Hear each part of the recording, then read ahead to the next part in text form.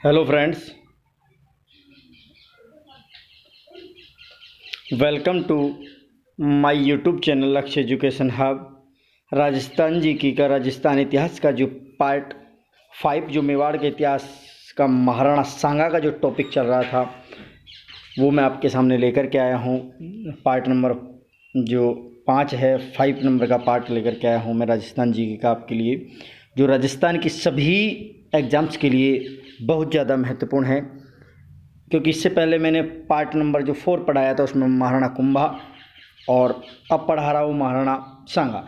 ये 2 और इसके बाद महाराणा प्रताप, ये 3 व्यक्ति ऐसे हैं मेवाड़ इतिहास के अंतर्गत कि यहाँ से हमेशा 2 से 3 क्वेश्चन प्रत्येक एग्ज़ाम में राजस्थान जो जीके का जो पार्टीशन आता है उसमें ज़रूर आते हैं। तो मैं मेवाड़ के इतिहास में महाराणा सांगा का टॉपिक लेकर के आया हूँ। महाराणा सांगा का जो कार्यकाल है वो 1509 से और 28 तक था। अब हम पढ़ते हैं महाराणा संग्राम सिंह के। इससे पहले मैंने बताया था आपको महाराणा कुंभा के 2 पुत्र थे। एक था महाराणा उदा या उदय सिंह प्रथम और एक था रणमल राठौड़। एक राठौड़ था जो रणमल राठौड़ तो थे मारवाड़ के शासक, एक था सिर्फ रणमल, महाराणा रणमल। तो उसके बाद जो अपनी राणा रायमल के भी 2 पुत्र हुए थे। एक का नाम था पृथ्वीराज सिसोदिया जिसे उड़ना राजकुमार के नाम से जाना जाता है, और इसी के साथ दूसरे पुत्र का नाम था महाराणा सांगा। जब पृथ्वीराज सिसोदिया को उड़ना राजकुमार के नाम से जाना जाते हैं, उनकी पत्नी ताराबाई के नाम पर तारागढ़ दुर्ग बना हुआ है, और पृथ्वीराज सिसोदिया का जो स्मारक है जो कुंभलगढ़ किले में बना हुआ है। और इसके बाद 1509 में महाराणा संग्राम सिंह गद्दी पर बैठते हैं। महाराणा संग्राम सिंह गद्दी पर बैठने से पहले राणा सांगा ने अपने भाइयों से अलग होकर, युद्ध में अलग होकर के, और प्रारंभिक जीवन अजमेर के करमचंद परमार के यहाँ शरण ली और वहाँ पर अपना जीवन व्यतीत किया। जो प्रारंभिक जो जीवन था, बचपन का जो जीवन था, सबसे पहले जो करमचंद पंवार जो अजमेर के जागीरदार थे उनके यहाँ पर बिताया। राणा सांगा को एक उपाधि दी जाती है जो इतिहास में बहुत फेमस है, और उस उपाधि का नाम है हिंदू बादशाह की उपाधि। किसकी? हिंदू बादशाह या हिंदू पत की उपाधि से इसको नवाजा गया है। 1517 में एक युद्ध होता है खातौली का। खातौली जो धौलपुर में पड़ता है, ये दिल्ली के सुल्तान इब्राहिम लोदी और महाराणा सांगा के मध्य होता है। इसमें महाराणा सांगा को विजय प्राप्त हो जाती है। इसी के साथ इब्राहिम लोदी था, उसको हार का सामना करके वापस दिल्ली जाना पड़ता है। 1 साल बाद दोबारा से 1518 में बाड़ी का युद्ध होता है। ये धौलपुर के अंतर्गत है बाड़ी, और दोबारा से बाड़ी के युद्ध में जब इब्राहिम लोदी की सेना दोबारा से आई और महाराणा सांगा और इब्राहिम लोदी के बाद दोबारा युद्ध हुआ 1518 में बाड़ी का युद्ध, इसमें भी महाराणा सांगा की विजय हुई। और इस हार के बाद इब्राहिम लोदी को बहुत ज़्यादा झटका लगा, और ये अपनी हार स्वीकार करके दोबारा मेवाड़ पर आक्रमण करने की ना सोच करके वापस दिल्ली चले जाते हैं। 1519 में गागरोन का युद्ध होता है। महाराणा सांगा ने मालवा के सुल्तान महमूद खिलजी द्वितीय, देखो महमूद खिलजी प्रथम के साथ तो हुआ था महाराणा कुंभा का युद्ध, उस मालवा विजय के उपलक्ष्य में महाराणा कुंभा ने विजय स्तंभ बनवाया था, और ये 1519 में गागरोन का युद्ध हुआ। इसमें महाराणा सांगा ने मालवा के सुल्तान महमूद खिलजी द्वितीय को हराया था। इसी के साथ होता है 1526 ईस्वी में पानीपत का प्रथम युद्ध में बाबर ने दिल्ली के सुल्तान इब्राहिम लोदी को हराया था। इस पानीपत के युद्ध के पीछे कहावत भी है कि जो इब्राहिम लोदी की बढ़ती हुई शक्ति को देख करके महाराणा सांगा और इब्राहिम लोदी के भाई दौलत खां लोदी दोनों ने बाबर को भारत पर आक्रमण करने के लिए, दिल्ली पर आक्रमण करने के लिए बुलाया था, उसको आमंत्रित किया था। कुछ इतिहासकार बताते हैं कि दौलत खां जो लोदी था और एक तरफ महाराणा सांगा, दोनों की नज़र दिल्ली के ताज और तख्त पर थी, और इसी ताज और तख्त को प्राप्त करने के लिए उन्होंने बाबर का सहारा लिया। लेकिन ऐसा हुआ कि बाबर पहले जब भारत में आता तो यहाँ से माल खजाना लूट करके वापस अपने देश चला जाता, लेकिन जब उसने दिल्ली पर आक्रमण किया और दिल्ली को विजय प्राप्त किया तो उसके मन में एक लालसा उत्पन्न हो गई कि क्यों ना अब हम भारत पर ही स्थायी राज करें। और ये महाराणा सांगा के लिए बहुत ज़्यादा एक विकट परिस्थिति सिद्ध हो गई और 1526 में पानीपत के प्रथम युद्ध में बाबर ने इब्राहिम लोदी को हरा दिया और दिल्ली की गद्दी पर बाबर बैठ गया। और ये इतिहास में जो मुस्लिम आक्रमणकारी की प्रथम सत्ता मुग़ल काल, जो मुग़ल वंश की सत्ता की स्थापना इस पानीपत के युद्ध के साथ ही भारत में हो जाती है। फरवरी 1527 में बयाना के युद्ध में राणा सांगा ने बाबर की सेना को पराजित कर दिया। देखो काफ़ी बार पूछा जाता है कि बयाना का युद्ध कब हुआ, तो फरवरी 1527 ईस्वी में राणा सांगा और बाबर के मध्य हुआ। इस युद्ध के पीछे एक तथ्य है, वो ये है कि जब 1527 में बाबर 26 में जब पानीपत का युद्ध होता है 26 में जब पानीपत का युद्ध होता है तो बाबर ने दिल्ली के सिंहासन पर जब स्वयं बैठ जाता है तो बैठने के साथ ही उसकी नज़र आगरा पे चली जाती है। तो बाबर ने अपने जो जीजा होते हैं उनके जो बहनोई मेहंदी रजा हसन को, वो कहता है कि मेहंदी रजा हसन को तो वो भेज देता है एक तरफ महाराणा सांगा से युद्ध करने के लिए, एक तरफ महाराणा सांगा से ये कह देता है कि तुम मुझे आगरा जाकर मिलो, क्योंकि बाबर को भी पता था कि महाराणा सांगा राजस्थान का एक शक्तिशाली शासक है, इससे उसको भी खतरा था। इसलिए उसने दो तरह से उसको दो परिस्थितियों में फंसा दिया। एक तरफ उसने कहा कि मैं आपसे आगरा आकर मिलूँ, मैं आगरा आ रहा हूँ, तो महाराणा सांगा को आगरा मिलने के लिए बुला दिया।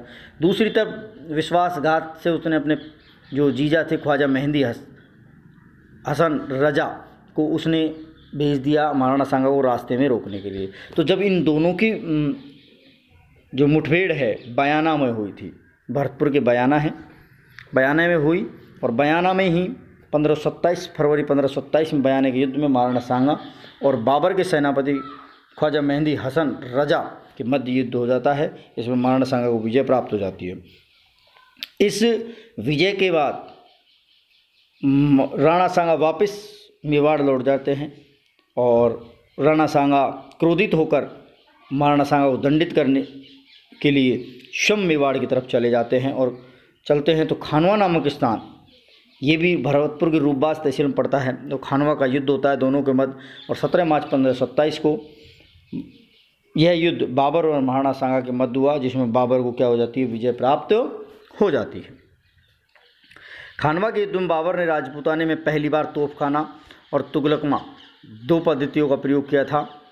तोपखाने का पहली बार राजपूताने में जो भी युद्ध हुए थे राजपूताने में, उनमें सबसे पहली बार तोपखाना और तुगलकमा पद्धति, एक पद्धति है जिससे युद्ध लड़ा जाता है, आगे से गोल पीछे से चौड़ी।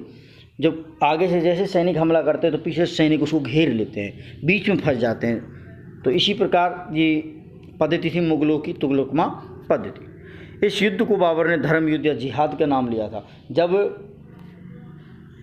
मुगल वंश की जो सेना ने महाराणा सांगा की सेना से लड़ने के लिए मना कर दिया तो बाबर ने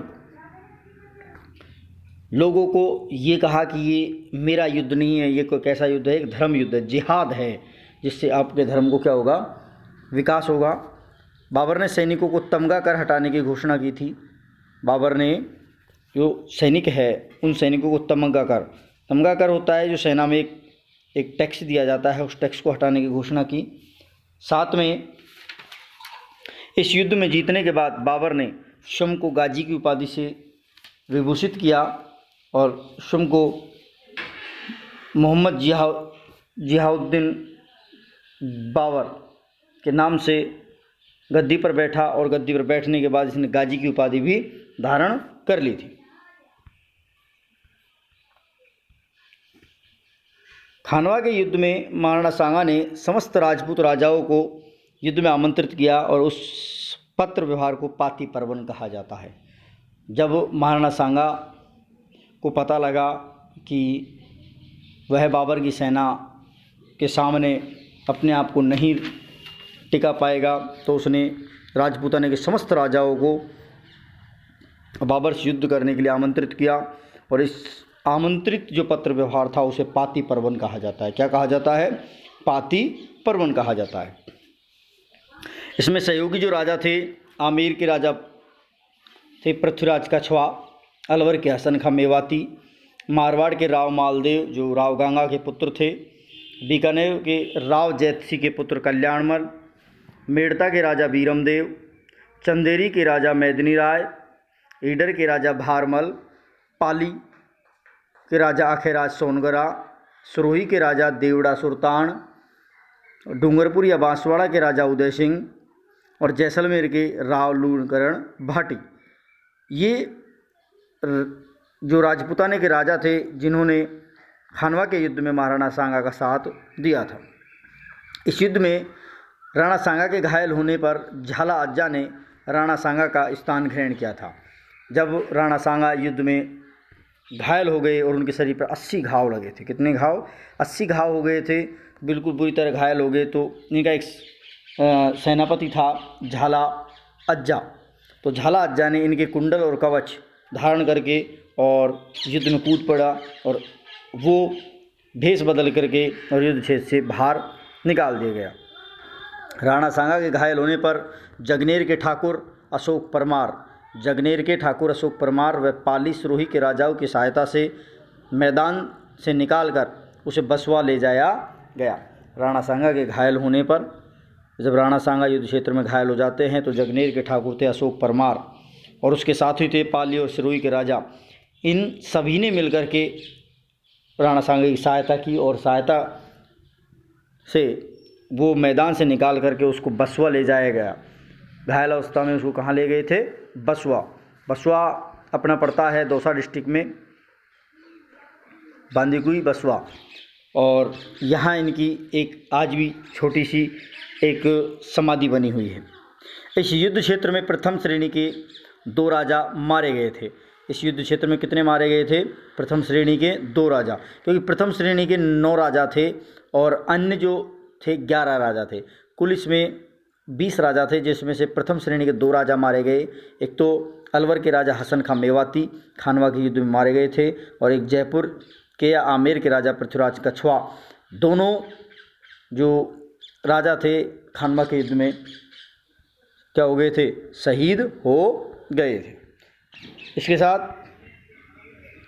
आता है कि राणा सांगा ने 9 माह तक बसवा में आराम किया। इसके बाद जब चंदेरी का युद्ध होता है, जब 1528 में जब चंदेरी का युद्ध होता है, तो बाबर और मैदिन राय के मध्य होता है, तो इसकी सूचना पा करके राणा सांगा रणथंभौर के रास्ते चंदेरी जा पहुंचते, क्योंकि चंदेरी के शासक मैदिन राय ने जब खानवा के युद्ध में राणा सांगा की सहायता की, तो राणा सांगा के मन में विचार आया कि क्यों ना मैं भी राजपूताने की लाज रखने के लिए मैं भी मैदिन राय का क्या दूँ? साथ दूँ। और वो जा पहुंचते हैं रणथंभौर के रास्ते चंदेरी। और 29 जनवरी 1528 में बाबर और मैदिन राय के मध्य कौन सा युद्ध होता है? चंदेरी का युद्ध हो जाता है। और चंदेरी के युद्ध में एक दिन उपरांत उपस्थित हुए महाराणा सांगा की राजपूत सैनिकों ने विष देकर के हत्या कर दी थी। होता क्या है कि जब चंदेरी का युद्ध चल रहा था, जैसे आज चंदेरी का युद्ध हुआ है, तो ये नेक्स्ट डे पहुंचते हैं और वहाँ के सैनिकों को पता लग जाता है कि महाराणा सांगा भी इस युद्ध क्षेत्र में आ गए हैं। लेकिन लोगों को ये था कि महाराणा सांगा अत्यधिक घायल हैं और युद्ध क्षेत्र में जाएंगे मानेंगे है नहीं, तो इसी कारण उनको युद्ध क्षेत्र में जाने से मना किया और महाराणा सांगा नहीं माने। तो राजपूत सैनिकों ने कहा कि अगर ये जाएंगे तो हमारी हार निश्चित है, क्योंकि ये घायल अवस्था में जाएंगे और वो इनको बंदी बनाएंगे और बंदी बना करके मारेंगे, तो हम पे क्या होगा? हम खुद नर्वस हो जाएंगे और हम युद्ध क्षेत्र में अपना भीषण जो नरसंहार नहीं दिखा पाएंगे। इसी कारण उन्होंने स्वयं राजपूत सैनिकों ने महाराणा सांगा को क्या दे दिया? विष दे दिया और उसकी हत्या कर दी। 30 जनवरी 1528 को मध्य प्रदेश के कालपी जिले में स्थित इरिच के मैदान में राणा सांगा की मृत्यु हो जाती है। 30 जनवरी 1528 को मध्य प्रदेश के कालपी जिले में स्थित इरिच के मैदान में, कौन से मैदान में? इरिच के मैदान में राणा सांगा की मृत्यु हो जाती है। महाराणा सांगा की छतरी मांडलगढ़ भीलवाड़ा में बनी हुई है। महाराणा जो सांगा है उसकी छतरी आज भी मांडलगढ़ भीलवाड़ा में स्थित है। एक नोट, खानवा के युद्ध में रायसीन के राजा जो सिलेदी तंवर थे, खानवा के युद्ध में रायसीन के राजा सिलेदी तंवर ने राणा सांगा के साथ क्या किया था?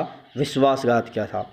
जितने भी 20 राजा थे, उस 20 राजाओं में एकमात्र जो रायसीन के राजा थे सिलेदी तंवर, इसने राणा सांगा के साथ क्या किया था? विश्वासघात किया। और इसी विश्वासघात के कारण खानवा के युद्ध में महाराणा सांगा को पराजय का मुँह देखना पड़ा था। तो ये थी आज की करंट अफेयर्स, आज की राजस्थान जीके की जो क्लास चल रही थी अपनी राजस्थान में मेवाड़ का इतिहास पार्ट 5, जो महाराणा सांगा से संबंधित था। तो बने रहिए आपके अपने चैनल लक्ष्य एजुकेशन हब के साथ।